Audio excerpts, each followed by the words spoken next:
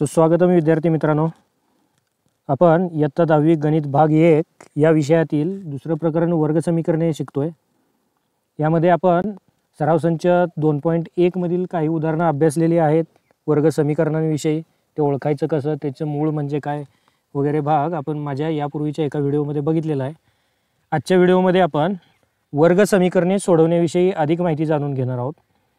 बघा, वर्ग समीकरणं ही वर्ग बहुपदीपासून तयार होतात किंवा कुठल्याही वर्ग बहुपदीचे अवयव पाडायला आपण इयत्ता 9वी मध्ये इयत्ता 8वी मध्ये शिकलोय। उदाहरणच घ्यायचं झालं तर मी इथे एक वर्ग बहुपदी घेतो, x वर्ग वजा 5x अधिक 6 ही वर्ग बहुपदी आहे। आता हिचे अवयव आपल्याला पाडायचे आहेत। इयत्ता 9वी मध्ये आपण शिकलोय अवयव कसे पाडले जातात किंवा इयत्ता 8वी मध्ये पण शिकलोय या प्रकारच्या बहुपदीचे अवयव पाडायला। आता इथं या बहुपदीत एकूण 3 पद आहेत। हे पहिलं, दुसरं, तिसरं। पहिलं पद वर्गपद आहे, दुसरं पद चलाचा घात 1 असलेलं पद आहे आणि तिसरं पद स्थिरांकाचं आहे। या मधल्या पदाची आपण फोड करायची। फोड अशा स्वरूपात करायची की यापूर्वीच्या व्हिडिओमध्ये मी तुम्हाला सांगितलंय की इथं हे वर्गपदाच्या सहगुणकाला a म्हणतो आपण। काय म्हणतो? a। त्याची किंमत इथं 1 आहे। त्याच्यानंतर घातांक 1 असलेल्या पदाच्या सहगुणकाला b मानतो आणि b ची किंमत इथं ऋण 5 आहे, म्हणजे 1चा सहगुणक।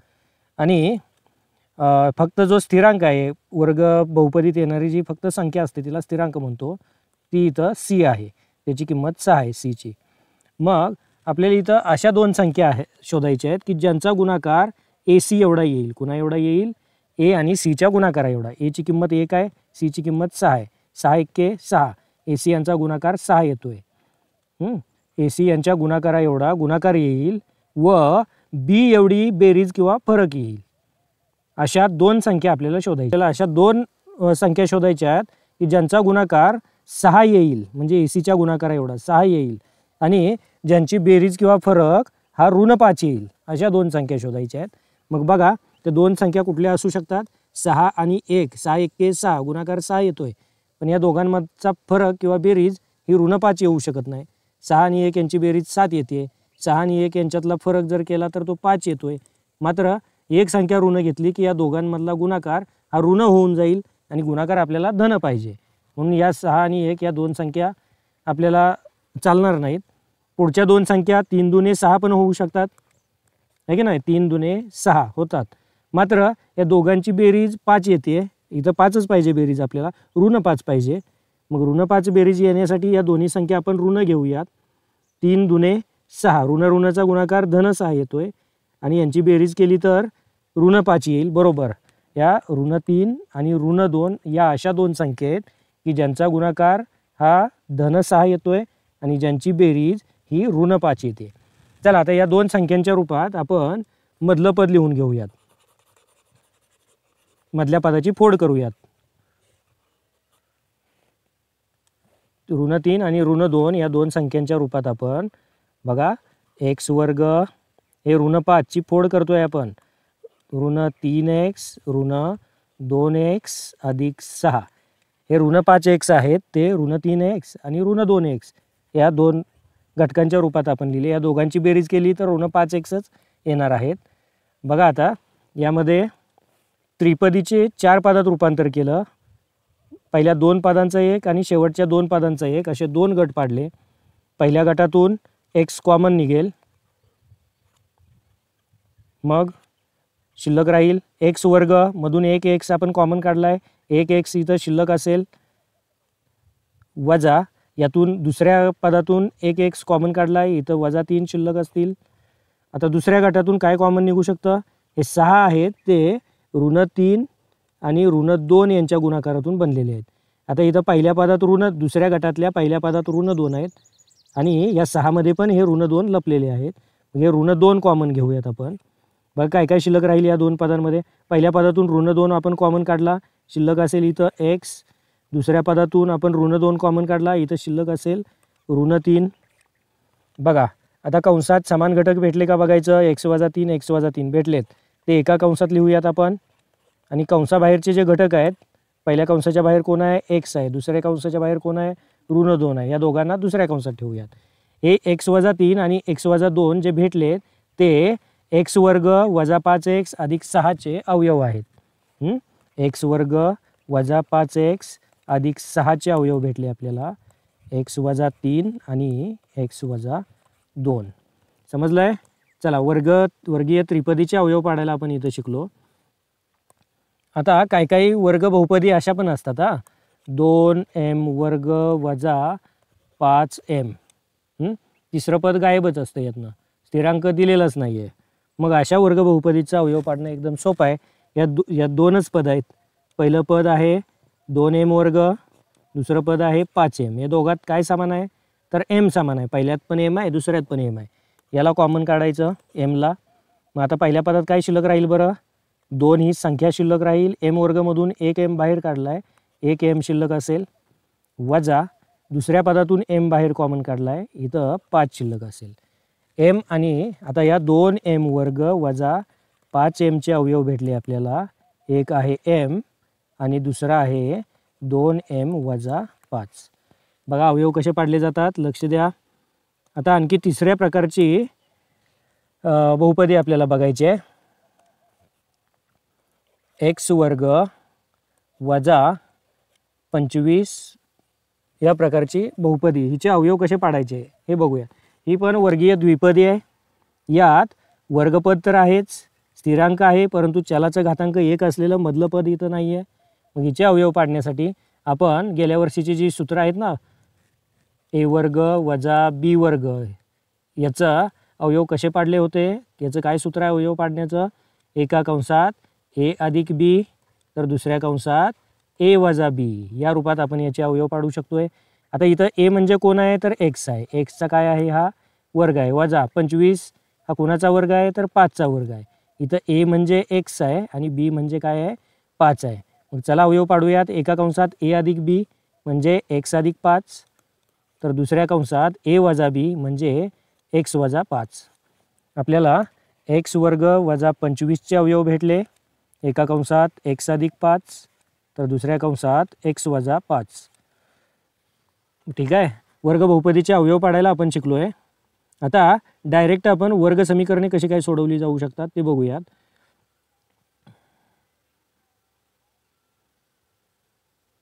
अवयव पद्धतीनं वर्ग समीकरणं कशी काय सोडवली जाऊ शकतात ते बघूयात.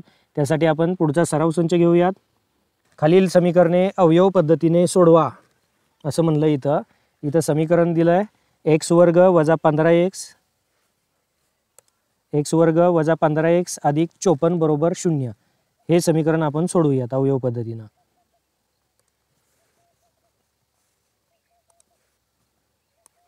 एक्स वर्ग वजा 15x अधिक 54 बरोबर 0.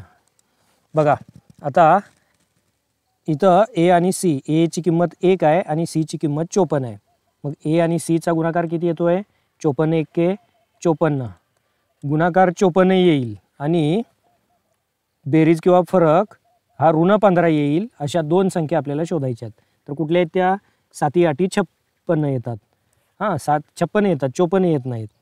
मग 9 सक्क 54, 9 सक्क 54 होतात. 9 आणि 6चा बेरीज जर केली तर 15 येते 9 आणि 6, परंतु ती ऋण 15 पाहिजे. म्हणून याला पण ऋण घेऊयात, याला पण ऋण घेऊयात. ऋण ऋणचा गुणाकार हा धन 54 येईल आणि यांची बेरीज केली तर ऋण 15 येईल. बरोबर, 9 आणि 6 15. आता या दोन संख्यांच्या रूपात आपण मधलं पद लिहूयात. 9 आणि 6 या 15ची फोड 9 आणि 6च्या रूपात आपण करूयात. कशी बघा ती. एक्स वर्ग वजा 9x वजा 6x अधिक 54 बरोबर 0. या 15xचे फोड केली 9x आणि 6x या रूपात. आता ही वर्गीय त्रिपदी होती आपल्याला दिलेली उदाहरणात. तिचं 4 पदांमध्ये आपण रूपांतर केलं. प्रत्येकी 2 पदांचा 1 याप्रमाणे 2 गट इथं तयार करूयात. पहिल्या गटातून x कॉमन निघतोय. यात पण x वर्ग आहे, इथं x आहे. या दोघातून x कॉमन घेतला. आता बघा x वर्गमधून एक x बाहेर काढलाय. x कंसात शिल्लक राहील. दुसऱ्या पदातून x बाहेर काढलाय. एक इथं आता शिल्लक असतील ऋण 9. बघा दुसऱ्या गटातून कॉमन निघतील ऋण 6, कारण हे 54 जे बनले ते ऋण 9 आणि 6 यांच्या गुणाकारातून. यात 6 आहेतच, ते ऋण 6 आणि इथले ऋण 6 बाहेर काढले. आता इथं शिल्लक आहे, ऋण 6 कॉमन घेतले, इथं x शिल्लक आहे. या 54 मधून ऋण 6 बाहेर घेतले, आता इथं ऋण 9 शिल्लक असतील बरोबर 0. आता कंसात समान घटक भेटलेत आपल्याला, ते एका कंसात लिहूयात आणि कंसाबाहेर जे घटक आहेत ते दुसऱ्या कंसात लिहूयात बरोबर 0. आता हे या राशीचे अवयव भेटले. हे जे अवयव आहेत ते x वर्ग वजा 15x अधिक 54 या वर्गीय त्रिपदीचे आहेत. आता या दोन अवयवांचा गुणाकार 0 येतोय. बघा जनरली इकडं लक्ष द्या, कुठल्या दोन संख्यांचा गुणाकार 0 येतो रे? 5 आणि 3चा गुणाकार 0 येतो का? नाही. दोन संख्यांचा गुणाकार 0 येण्यासाठी त्यापैकी एक संख्या 0 असावी लागते. काय असावी लागते? 0 असावी लागते. मग आता या दोन अवयवांचा गुणाकार 0 येतोय, याचा अर्थ या दोघांपैकी एक अवयव कुठला तरी 0 आहे. आपल्याला माहिती आहे का तो? नाही माहिती. मग आपण एकदा काय करूयात, x वजा 9ला 0 मानूयात किंवा x वजा 6ला 0 मानूयात. मग हे ऋण 9 इकडं आले तर धन होतील. मग x बरोबर 9 किंवा x बरोबर हे ऋण 6 इकडं आले तर धन 6 होतील. मग xच्या दोन किमती आपल्याला भेटल्या, त्याचा संच लिहायचा आपण महिरपी कंसात 9 आणि 6. याला उकल संच म्हणायचं. बघा ही जी 9 आणि 6 भेटले ती या दिलेल्या x वर्ग वजा 15x अधिक 54 या वर्ग समीकरणाची मुळं आहेत. आणि ही मुळं सोडवणे, मुळं शोधणे म्हणजेच वर्ग समीकरण सोडवणे असं म्हणतात. चला आणखी एक उदाहरण आपण बघूयात. 6वं उदाहरण आपण सोडवतोय. 6x वजा 2/x बरोबर 1. 6x वजा 2/x बरोबर 1 वजा 2/x बरोबर 1. हे समीकरण आपल्याला अवयव पद्धतीनं सोडवायचं आहे. ते सोडवण्यासाठी आधी दिलेलं समीकरण सामान्य रूपात लिहूयात आपण. हा छेदस्थानी x आला आहे तो काढून टाकूयात. यासाठी या समीकरणाला x न गुणू. 6x ला x न गुणलं तर 6x वर्ग येतील वजा या 2/x ला आपण x न गुणलं तर x चा भाग लागेल, निघून जातील आणि इथं फक्त शिल्लक राहील 2. इथं शिल्लक राहील फक्त 2 आणि बरोबर चिन्हाच्या पुढं इकडं 1ला पण x न गुणूयात. म्हणजे 6x वर्ग हे 1 गुणिले x होतील. त्याचं उजव्या बाजूला काय काम नाही आहे, त्याला इकडं आणूयात. सामान्य रूपात समीकरण लिहूयात. हा ऋण x होईल आणि हे ऋण 2 स्थिरांकाचं पद शेवटी लिहूयात. बरोबर चिन्हाच्या इकडं 0 लिहूयात. चला आपलं वर्ग समीकरण इथं तयार झालं आहे. आता a आणि c यांचा गुणाकार करायचा. 6 दुने 12 येत आहेत. किती येत आहेत? 12. गुणाकार 12 आला पाहिजे, पण हे दोन ऋण आहेत, हे धन आहेत. धन आणि ऋणाचा गुणाकार ऋणच असतो. गुणाकार ऋण 12 आला पाहिजे. इथं b ची किंमत ऋण 1 आहे. बेरीज ऋण 1 आली पाहिजे. b ची किंमत ऋण 1 आहे. मधल्या पदाचा सहगुणक दिलेला नाही म्हणजे ऋण 1 आहे, चिन्ह ऋण असल्यामुळं. मग अशा दोन संख्या शोधायच्या आहेत ज्यांचा गुणाकार ऋण 12 येतोय आणि बेरीज किंवा फरक ऋण 1 येतोय. मग 4 त्रिक 12 होतात. सर्वांना माहिती आहे 6 दुने 12 होतात, पण 6 आणि 2 यांच्यातला फरक किंवा बेरीज 1 येत नाही आहे. म्हणून 4 त्रिक 12, 4 आणि 3 यांच्यातला फरक 1 येतोय, पण फरक ऋण येतोय म्हणून मोठी संख्या ऋण असावी. आणि ऋण 4 आणि धन 3 यांचा गुणाकार पण ऋण 12 येऊ शकतो. म्हणून त्या दोन संख्या ऋण 4 आणि 3 आहेत. बघा नीट व्यवस्थित जर समजत नसेल तर परत एकदा पाठीमागं जाऊन व्हिडिओ बघा. आता डबल सांगत बसत नाही मी. 6x वर्ग वजा 4x अधिक 3x वजा 2 बरोबर 0. मधल्या पदाची आपण फोड केली या दोन संख्या ऋण 4 आणि 3 या संख्यांच्या रूपात. आता बघा इथं 4 पदं झालीत एकूण. 2 2चा 1 याप्रमाणे गट पाडले. पहिल्या गटातून कॉमन 6 आणि 4 यांच्यामध्ये 2 कॉमन आहे ना. 3 दुने 6 आणि 2 दुने 4 त्यातला 2 कॉमन काढला. x वर्ग आणि x यांच्यामध्ये x कॉमन आहे. बघा 2x कॉमन काढले. मग आपण इथं आता इथं कंस जरा हे झाला. 6x वर्ग आणि 4x, 6 आणि 4 मध्ये 2 कॉमन, x वर्ग आणि x मध्ये x कॉमन. बघा 6 मधून 2 कॉमन काढले तर इथं 3 शिल्लक असतील, कारण 3 दुने 6 होतात. 2 कॉमन काढला इथं 3 शिल्लक. x वर्ग मधून 1x बाहेर काढला इथं 1 शिल्लक राहील. 4x मधून 2x आपण कॉमन काढले तर इथं ऋण 2 शिल्लक असतील. या दोघांमधून कॉमन काही निघण्यासारखे नाही आहेत म्हणून आपण इथं धन 1 कॉमन काढूयात. बघा शिल्लक काय राहील इथं 3x वजा 2 बरोबर 0. आता कंसातले समान असलेले घटक एका कंसात लिहू. 3x वजा 2 आणि कंसाबाहेरचे असमान घटक एका कंसात लिहूयात बरोबर 0. चला आता 3x वजा 2 आणि 2x अधिक 1 या दोन अवयवांचा गुणाकार 0 येतोय. कुठला अवयव 0 आहे ते माहिती नाही आहे, म्हणून आपण 3x वजा 2 बरोबर 0 हा अवयव 0 मानू, किंवा 2x अधिक 1 या अवयवाची तरी किंमत 0 आहे. या दोघांपैकी कुठला तरी एक अवयव 0 आहे. मग एक तर हा तर 0 आहे असं मानूयात, किंवा हा तरी 0 आहे असं मानूयात. आणि आता यांना सोडवून x ची किंमत मिळवूयात. दोन उकले आपल्याला भेटतील. 3x बरोबर हे ऋण 2 इकडं आले तर धन 2 होतील. x बरोबर हे 3 इकडं गुंतायत xला, या बाजूला आले तर भागतील, म्हणजे 2/x, सॉरी 2/3. हे 3 इकडं xला गुंतायत, या बाजूला आले तर 2ला भागतील.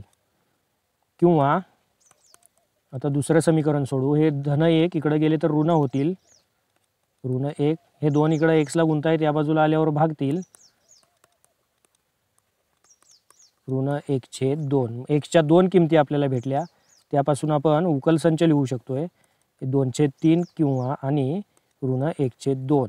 अशी दोन मुळं आपल्याला या वर्ग समीकरणाची भेटली. बघा सोपी आहे वर्ग समीकरण सोडवण्याची अवयव पद्धती. आता आणखी एक उदाहरण बघूयात. तर तुमच्या सराव संचातलं m वर्ग वजा 11 बरोबर 0 हे समीकरण सोडवूयात. बाकीची उदाहरणं तुम्ही ट्राय करा आणि जी समजत नाही आहेत ती मला कमेंटमध्ये विचारा, मी नंतर त्याच्यावरती व्हिडिओ बनवेल. आता m वर्ग वजा 11 बरोबर 0 हे समीकरण आपण सोडवूयात.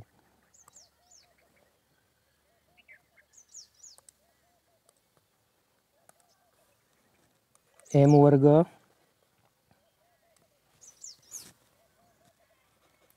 वर्ग वजा 11 बरोबर 0 हे समीकरण आपल्याला सोडवायचं आहे. मग बघा हे आपल्याला या सूत्राच्या द्वारे सोडवावं लागतं. a वर्ग वजा b वर्ग बरोबर एका कंसात a अधिक b तर दुसऱ्या कंसात a वजा b हे सूत्र वापरून आपल्याला याला सोडवावं लागतं. m वर्ग हा mचा वर्ग आहे, तर 11 ही संख्या वर्गमुळात 11चा वर्ग आहे. पूर्ण वर्ग संख्या नाही आहे 11, म्हणून वर्गमुळात 11चा वर्ग घेतला आपण.